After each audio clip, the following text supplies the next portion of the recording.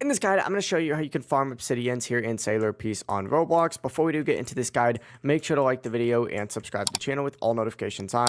It really does help with the channel and it lets us know that you want more content like this. We'd greatly appreciate it. And if at any point throughout this guide you had any questions, ask them down in the comment section below and we could help you out further. I'm going to be doing my best to reply to every single comment down there. Now, first things first, go ahead and interact with the teleporter, and what I'd recommend doing is actually starting off on Jungle Island, which is one of the earliest islands in the game. Just equip your weapon, make your way down this way. You're going to see a little quest right here. I always recommend starting this, but then essentially just farm these little monkey NPCs right here over and over and over again.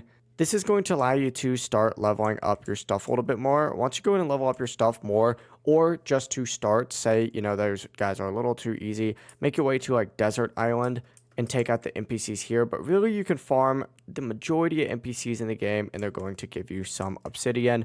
As long as you're farming the base NPC. As you can see, I actually am getting obsidian right now.